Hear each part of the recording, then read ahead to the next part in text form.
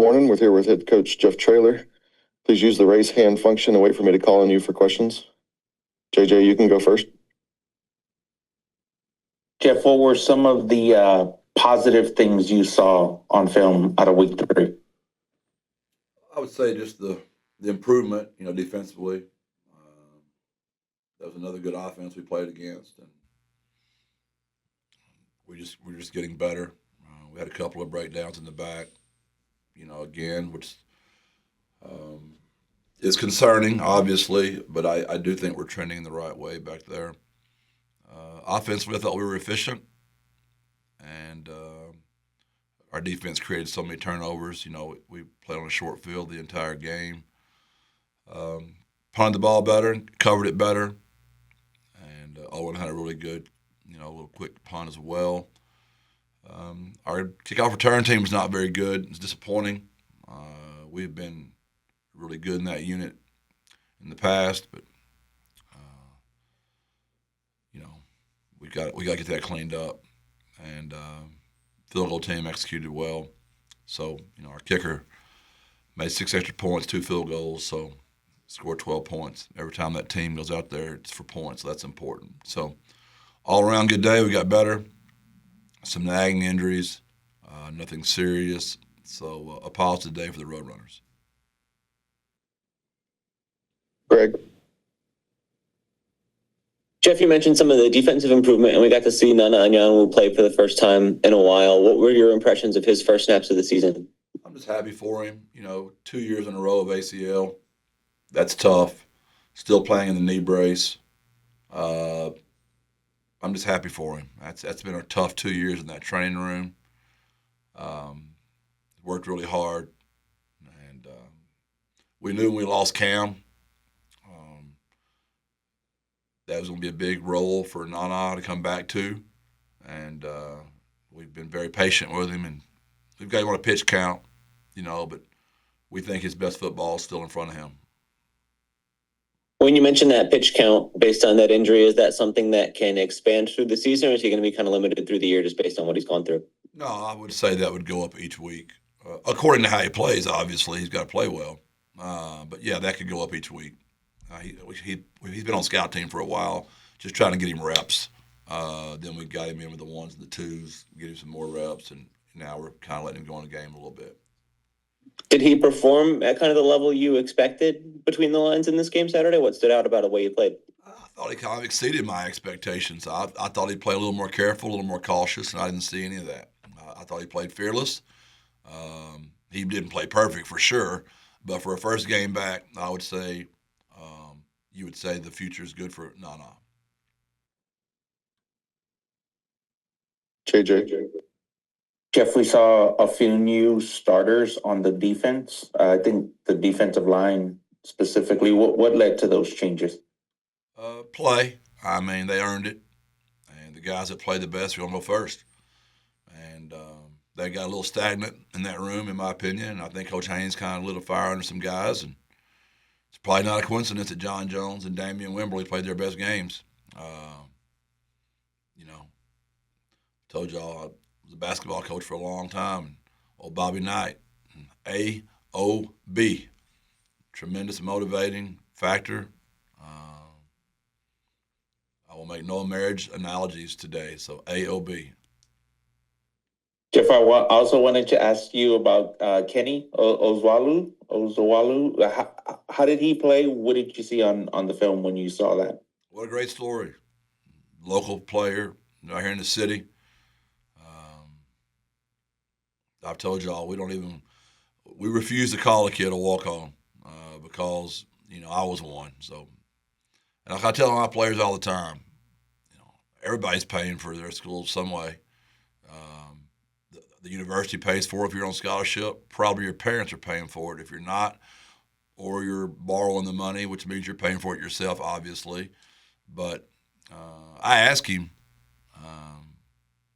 what he meant when he does a little hand signal. And that's when he does that little deal. He's telling all y'all he's a walk-on. So I think that's pretty cool. What a story! What a great story! And yeah, really happy for him and his parents. Got a great family. He's going to be a San Antonio sensation. Brought him in the office yesterday and had a long talk with him about his future and what we can do right now to help him. And it's a reminder of why you get in this business, man. You do all this recruiting and then you get a kid that comes in here undersized and works his tail off and grows and buys into the culture, and now he's starting. He was player of the game, and what a great story playing against UIW.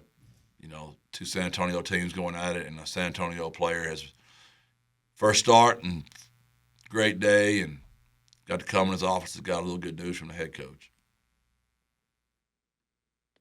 Greg.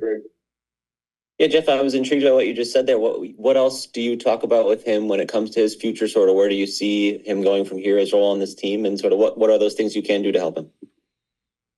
Yeah, obviously he's earned his playing time, and with that comes other benefits, and really thrilled for him. His character and his IQ. Again, I go back to his family.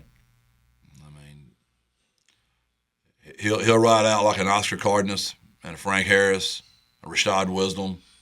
He's cut from that cloth, and San Antonio takes care of their own, and he's one of their own. So he'll be legendary in this city before it's all over with.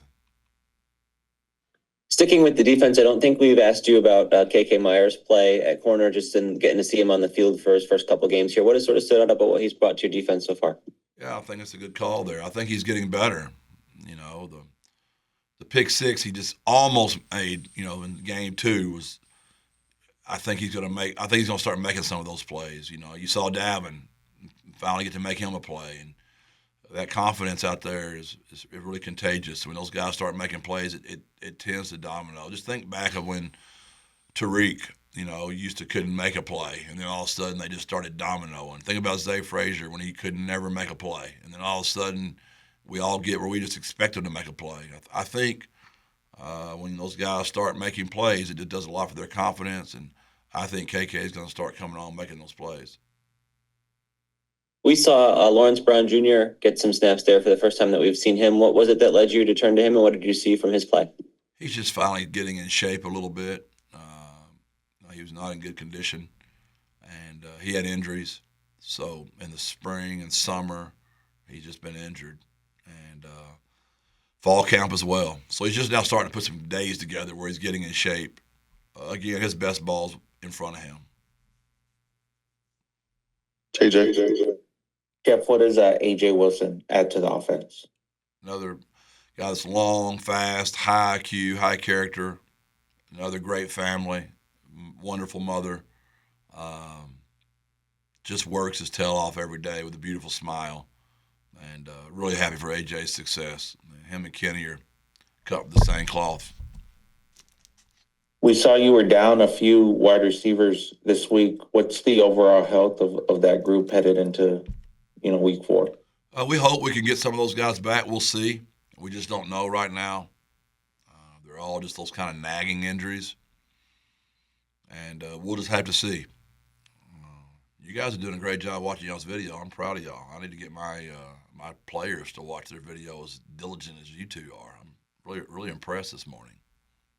Jeff, how would you say the offense overall did this week? I know there was a short field for them. You put up 48 points. Just how would you say the offense did overall? We were efficient. I would say that'd be the best way to describe us. Efficient. We were very. I think Owen was 29 out of 35, whatever that was, and we ran the ball well.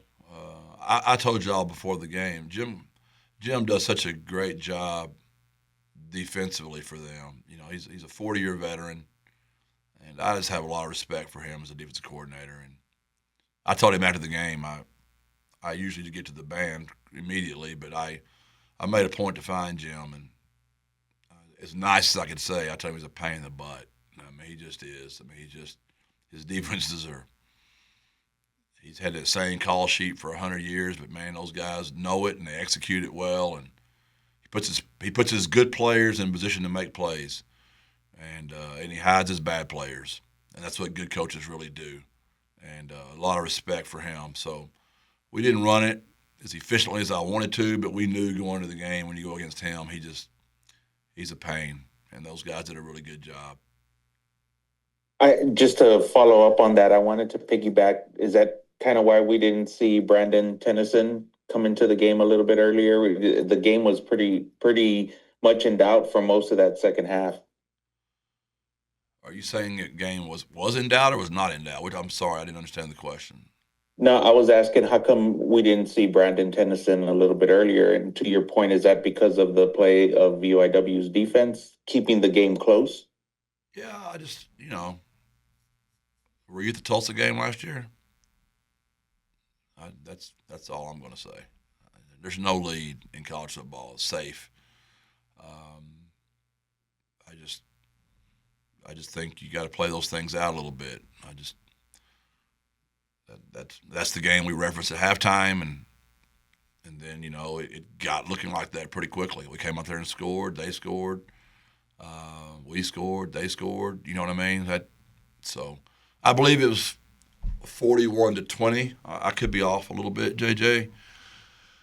We went in that 4-minute offensive mode, and when it went up to 48-20, the 4-score game, I felt then the game was over, but I didn't think it was over until then. So that's what that was. Nothing against Brandon at all. Brandon's done nothing but come in and played well every time he's come out there. Greg.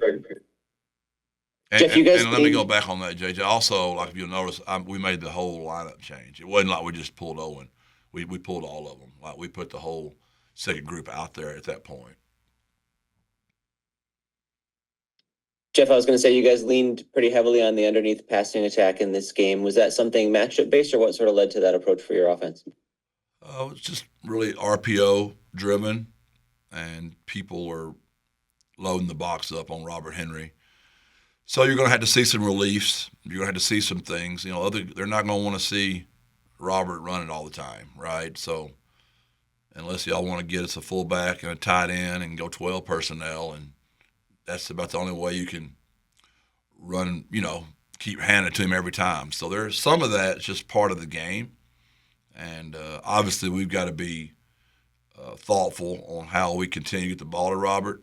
But we know defenses are going to start loading up on him. He's averaging 10 yards to carry. He's dynamic. He's an NFL running back. So we're going to have to be creative with our reliefs and our RPO game and ways to continue to get Robert the ball and have success. You guys hit the big one downfield to A.J. Wilson. How confident are you in the downfield passing attack at this point in the season for when you need it? I think it's still a work in progress. I don't think we're there yet. I was hoping we'd pick up a little quicker, because we finished the year last year. But then you start using some common sense, and Chris Carpenter's gone, and Willie McCoy is coming back from an injury. Jamel Hardy has not played yet.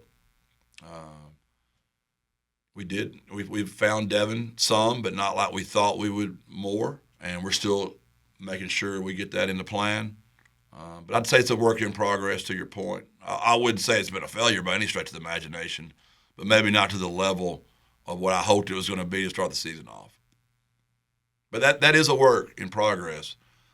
That's hard. It's a lot harder than you think it is. It's really hard to come out the gate throwing the ball down the field really well. That does take time usually. JJ. Jeff, what's your relationship with the Colorado State coach?